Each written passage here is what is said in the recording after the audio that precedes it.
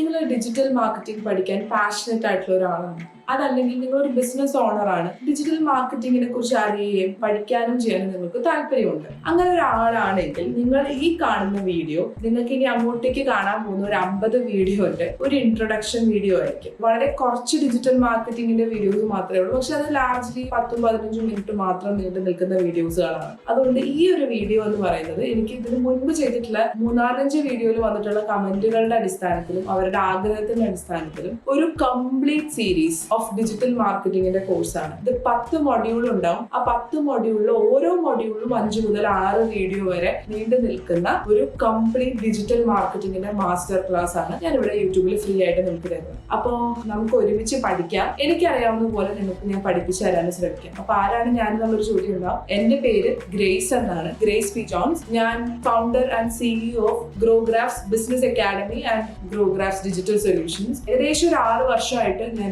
Digital മാർക്കറ്റിംഗിന്റെ ഫീൽഡിലുള്ള ആളാണ്. ഞാൻ Meta certified ആയിട്ടുള്ള ഒരു ഡിജിറ്റൽ മാർക്കറ്റിംഗ് ട്രെയിനർ ആണ്. അപ്പോൾ നിങ്ങൾ പഠിക്കുന്നത് നല്ലൊരു സോഴ്സിൽ നിന്ന് തന്നെയാണ്. അപ്പൊ ഇനി സമയമൊന്നും കളയാതെ വീഡിയോയിലേക്ക് കടക്കാം.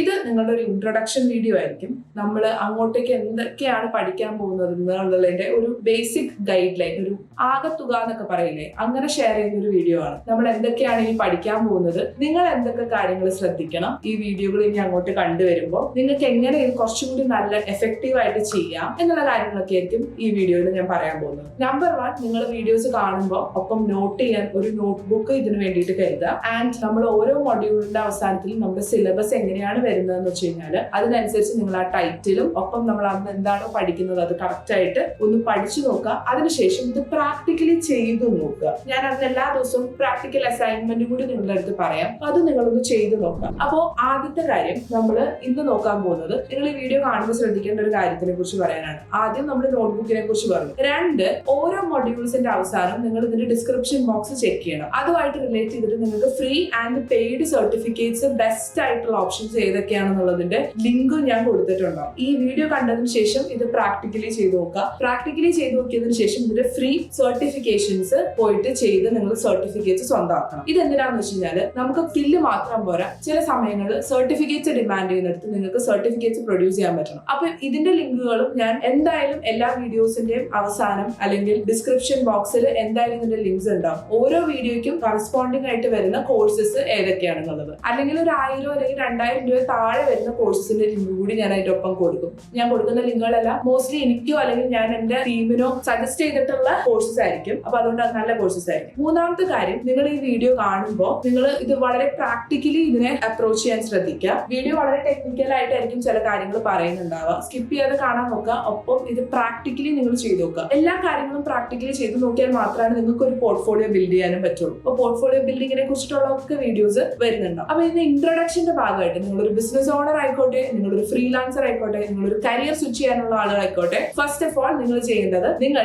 ഡിജിറ്റൽ മാർക്കറ്റിംഗ് കീവേഡ് വെച്ചിട്ട് നിങ്ങളൊരു ലിങ്ക്ഡ്ഇൻ പ്രൊഫൈൽ ഉണ്ടാക്കണം. ലിങ്ക്ഡ്ഇൻ മസ്റ്റ് ആയിട്ട് നിങ്ങൾ ഉണ്ടാക്കണം. അതില് നിങ്ങൾ ഇന്ന് ഡിജിറ്റൽ മാർക്കറ്റിംഗ് പഠിക്കുകയാണെന്നുള്ള രീതിയിൽ ഒരു പോസ്റ്റ് ഇടുക. അതിൽ ഗ്രേസ് പി ജോൺസിനെയും ഗ്രോഗ്രാഫ്സിനെയും ടാഗ് ചെയ്യുകയും ചെയ്യുക. അപ്പൊ നിങ്ങൾ പഠിക്കുന്നുണ്ടോ എന്നുള്ളത് എനിക്ക് മനസ്സിലാവും. നിങ്ങളെ എങ്ങനെ ലിങ്ക്ഡ്ഇനിൽ മാർക്കറ്റ് ചെയ്യാൻ പഠിപ്പിക്കാം, അതൊക്കെ വരുന്നുണ്ട്. അതൊന്നും നിങ്ങൾ പുറത്ത് ടെൻഷൻ ആവണ്ട, അതൊക്കെ വരുന്നുണ്ട്. പക്ഷെ നിങ്ങൾ ബേസിക്കലി ലിങ്ക്ഡ്ഇനിൽ സോഷ്യൽ മീഡിയയിൽ ഏതിലും ഒരു അക്കൗണ്ട് ഉണ്ടാക്കുന്ന പോലെ ഒരു അക്കൗണ്ട് ഉണ്ടാക്കും. അപ്പൊ അതാണ് ഇന്നത്തെ അസൈൻമെന്റ്. നമുക്ക് അതിശക്തമായി, ഇവിടെ ഷാഖ് ശംസുദ്ദീൻ പറയുന്ന പോലെ അതിശക്തമായിട്ട് നമുക്ക് ഡിജിറ്റൽ മാർക്കറ്റിംഗ് പഠിക്കാം, അല്ലെ?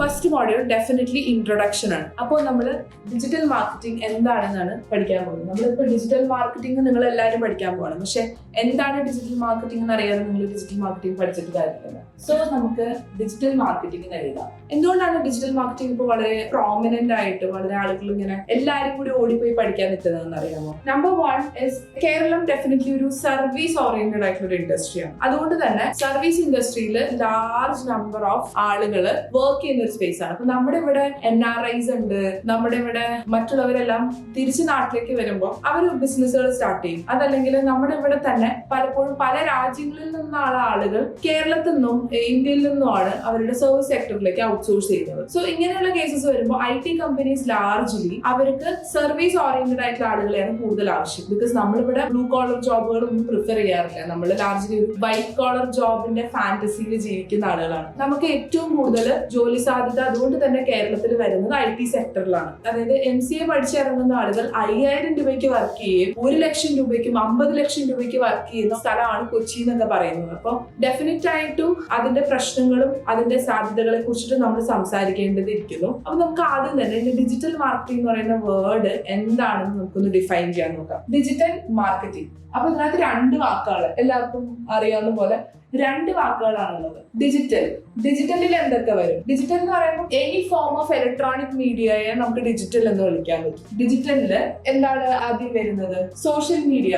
ഏറ്റവും കൂടുതൽ ആളുകളുള്ള സ്പേസ് എന്ന് പറയുന്നത് സോഷ്യൽ മീഡിയ ആണ്. അപ്പോൾ സോഷ്യൽ മീഡിയ വരുന്നു. എന്റെ ഹാൻഡ് റൈറ്റിംഗ് അത്യാവശ്യം മോശമാണ്, നിങ്ങൾ എന്തായാലും ക്ലാസ് മുഴുവനും സഹിക്കേണ്ട വരുന്ന ഒരു കാര്യമാണ്. അപ്പോൾ നെക്സ്റ്റ് ഇസ് മെയിൽ. സോഷ്യൽ പോലെ വേറെ ഒന്നാണ് ബിസിനസ് മീഡിയ. അടുത്തതാണ് സെർച്ച് എൻജിൻസ്. ഇതാണ് നമ്മുടെ ഡിജിറ്റൽ എന്ന് പറയുമ്പോൾ, അല്ലെങ്കിൽ ഒരു ഡിജിറ്റൽ എന്ന് പറയുന്നതിന്റെ സോഴ്സിൽ ആദ്യം വരുന്നത് ഈ 4 എണ്ണമാണ്. ഇത് 4 എണ്ണമാണ്: social, business, email and search engine. ഇതിൽ നമുക്കറിയാം സോഷ്യൽ മീഡിയയും ബിസിനസ് മീഡിയയും ഒരു പർട്ടിക്കുലർ പോയിന്റിൽ മീറ്റ് ചെയ്യുന്നുണ്ട്. അതിനെ നമുക്ക് ഇപ്പോൾ ലാസ്റ്റ് ഇതൊരു മൊണോപ്പൊളി ആണെന്ന് നമുക്കറിയാം. വരുന്നതാണ് മെറ്റ അഥവാ ഫേസ്ബുക്ക് ആൻഡ് ഇൻസ്റ്റഗ്രാം. പിന്നെ വരുന്ന ബിസിനസ് മീഡിയ ലാർജ്ലി, പിന്നെ വരുന്ന ഒരു ടയർ 1 ബിസിനസ് മീഡിയ എന്ന് പറയുന്നത് നമുക്ക് ലിങ്ക്ഡ്ഇൻ ആണ്. സോ സോഷ്യൽ മീഡിയ എന്ന് പറയുമ്പോൾ ലാർജ്ലി മെറ്റ എന്ന് പറയുന്ന പ്ലാറ്റ്ഫോമിനെയാണ് നമ്മൾ ക്രിയേറ്റ് ചെയ്യുന്നതെന്ന് പറഞ്ഞു. അതിൽ ഫേസ്ബുക്ക്, ഇൻസ്റ്റഗ്രാം ഉണ്ടെന്ന് പറഞ്ഞു. ബിസിനസ് മീഡിയയിലേക്ക് വരുമ്പോൾ ലിങ്ക്ഡ്ഇൻ ആണ് അവിടെ പ്രോമിനന്റ് ആയിട്ട് നിൽക്കുന്നത്. ഇനി നമ്മൾ മെയിലും സെർച്ച് എഞ്ചിനും നോക്കാം. അതായത് എന്റെ ഒക്കെ ഒരു ചെറുപ്പത്തിലാണെങ്കിൽ ഓർക്കുട്ട്, യാഹു ആയിരുന്നു. ഇന്ന് നമുക്കുള്ളത് ഗൂഗിൾ ആണ്. അതായത് ലാർജ്ലി ഗൂഗിൾ ആണ് ഇവിടെ ഡോമിനന്റ് ആയി നിൽക്കുന്നത്. സോ ഗൂഗിൾ ആണ് മെയിലിന്റെയും അല്ലെങ്കിൽ സെർച്ച് എഞ്ചിന്റെയും ഒരു കോർണർ സ്റ്റോൺ എന്ന് നമുക്ക് പറയാൻ പറ്റുന്നത്. So Google comes as our second system. അപ്പൊ നമുക്ക് ഡിജിറ്റലിനെ വളരെ സിമ്പിൾ ആയി 2 ഫോർമാറ്റിൽ വിളിക്കാൻ പറ്റുന്നത് ഇങ്ങനെയാണ്: മെറ്റ ആൻഡ് ഗൂഗിൾ. അപ്പോൾ ഡിജിറ്റലിനെ നമ്മൾ അവിടെ ഡിഫൈൻ ചെയ്തു. ബാക്കിയുള്ളതൊക്കെ സെക്കൻഡറി ഫോർമാറ്റ്സിൽ വരുന്നതാണ്, അത് അവിടെ നിന്നോട്ടെ. മെറ്റ ആൻഡ് ഗൂഗിളിനെ നമ്മൾ ഇവിടെ കൺസിഡർ ചെയ്യുന്നു. ഇനി നമ്മൾ അടുത്തയിലേക്ക് പോവാണ്: മാർക്കറ്റിംഗ്. What is marketing? എന്താണ് മാർക്കറ്റ് ചെയ്യുക എന്ന് പറയുന്നത്? ഇപ്പൊ ഫോർ എക്സാമ്പിൾ, നിങ്ങൾ ഈ വീഡിയോ കാണുന്നു. അപ്പൊ നിങ്ങൾക്ക് തോന്നുന്നു ഈ ചേച്ചിക്ക് പഠിപ്പിക്കാനൊക്കെ അറിയാലോ, തരക്കേടില്ല, പെണ്ണുപിള്ള കുഴപ്പമില്ല, എന്തൊക്കെയോ അറിയാം എന്ന് നിങ്ങളെ കൊണ്ട് ഞാൻ തോന്നിപ്പിക്കുന്നതിനെയാണ് അവയർനെസ് എന്ന് പറയുന്നത്. അത് കഴിഞ്ഞ് 1-2 ആഴ്ച കഴിഞ്ഞപ്പോൾ ഞാൻ പറയാണ്, ഞാനിവിടെ ഒരു എറണാകുളം കൊച്ചിയിൽ കാക്കനാട് ഇൻഫോ പാർക്കിൽ എന്റെ ഓഫീസിൽ ഒരു ക്ലാസ് വെക്കുന്നുണ്ട്, ഒരു ഡിജിറ്റൽ മാർക്കറ്റിംഗിന്റെ ബൂട്ട് ക്യാമ്പ്. അപ്പോൾ നിങ്ങൾ ഈ വീഡിയോ ഒക്കെ കണ്ടിട്ട് നിങ്ങൾക്ക് തോന്നണം തരക്കേടില്ലല്ലോ, ഈ ചേച്ചി എന്തായാലും എന്തെങ്കിലുമൊക്കെ കാര്യം അറിയാവുന്ന ആളാണ്, അപ്പൊ നമുക്ക് ഇതൊന്ന് എടുത്താലോ എന്ന് നിങ്ങൾ ആലോചിക്കുകയാണ്. ഇതിനെയാണ് നമ്മൾ കൺസിഡറേഷൻ എന്ന് പറയുന്നത്.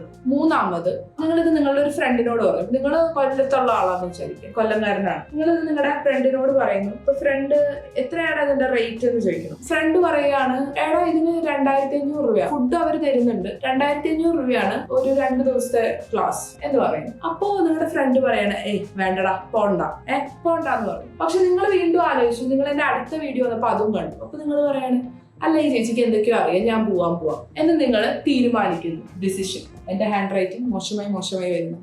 ഡിസിഷൻ. ഇത് കഴിഞ്ഞിട്ട് നിങ്ങൾ എന്റെ വെബ്സൈറ്റിൽ കയറുന്നു, ബൂട്ട് ക്യാമ്പിനുള്ള ടിക്കറ്റ് നിങ്ങൾ വാങ്ങിക്കുന്നു. പർച്ചേസ്. ഇതിനെയാണ് നമ്മൾ മാർക്കറ്റിംഗ് ഫണൽ എന്ന് പറയുന്നത്, അല്ലെങ്കിൽ ഒരു കസ്റ്റമറിന്റെ ജേർണി എന്ന് പറയുന്നതും ഇതിനെയാണ്. സോ ഇതിനെയാണ് മാർക്കറ്റിംഗ് ഫണൽ അഥവാ കസ്റ്റമറിന്റെ ജേർണി എന്ന് പറയുന്നത്. ഇതിന്റെ ഒരു സമ്മറിയാണ് ബേസിക്കലി മാർക്കറ്റിംഗ്. ബേസിക്കലി നിങ്ങളെ ഒരാൾക്ക് ഒരു ചന്തയിൽ വിൽക്കാൻ വെക്കുകയാണ്. അതിനെ പല രീതിയിൽ ആളുകൾ വെക്കും. 2 രൂപ 10 എന്ന് പറഞ്ഞ് വിൽക്കും. അതല്ലെങ്കിൽ നിങ്ങളൊരു AC ഹോൾ എടുത്ത്, ഇത് വളരെ പ്രഷ്യസ് ആയിട്ടുള്ള ഒരു ആളുടെ തലച്ചോറാണ്, ഇത് നിങ്ങൾക്ക് വാങ്ങിക്കണമെങ്കിൽ 1,55 ലക്ഷം രൂപ പ്ലസ് GST കൊടുക്കണം എന്ന് പറഞ്ഞ് നിങ്ങൾക്ക് മാർക്കറ്റ് ചെയ്യാം. ഇതിനെ എല്ലാത്തിനെയാണ് നമ്മൾ മാർക്കറ്റിംഗ് എന്ന് പറയാം. ബേസിക്കലി ഒരു സാധനത്തിന് വിൽക്കാൻ ശ്രമിക്കുക. നിങ്ങളൊരു ചന്തയാണ്, ബൈ ആൻഡ് സെൽ കോൺസെപ്റ്റ് ആണ്. ആ കോൺസെപ്റ്റിൽ വരുന്ന ഒരു ഫണലാണ് awareness, consideration, decision and purchase എന്ന് പറയുന്നത്. നമ്മളിവിടെ ഡിജിറ്റൽ മാർക്കറ്റിംഗ് എന്താണെന്ന് എക്സ്പ്ലെയിൻ ചെയ്യും. ഇത്രയേ ഉള്ളൂ ഡിജിറ്റൽ മാർക്കറ്റിംഗ് എന്ന് പറയുന്നത്. ഇനി ബാക്കി നമുക്ക് നമ്മുടെ സിലബസിനെ കുറിച്ചും നമ്മുടെ ബാക്കി കാര്യങ്ങളെല്ലാം അടുത്ത വീഡിയോയിൽ കാണാം. അപ്പൊ ഈ വീഡിയോ ഹെൽപ്ഫുൾ ആയിരുന്നു എന്ന് വിചാരിക്കുന്നു. നിങ്ങൾക്ക് എന്തൊക്കെയൊക്കെ മനസ്സിലായി കാണുമെന്ന് ഞാൻ വിചാരിക്കുന്നു. ഇതുപോലെ വളരെ ചില്ലായിട്ട് നമുക്ക് പഠിച്ചെടുക്കാം ഡിജിറ്റൽ മാർക്കറ്റിംഗ് എന്താണെന്നും കംപ്ലീറ്റ് ഡിജിറ്റൽ മാർക്കറ്റിംഗിന്റെ ഒരു ഫണൽ എന്താണ്. അപ്പൊ അടുത്ത വീഡിയോയിൽ കാണാം. ബൈ.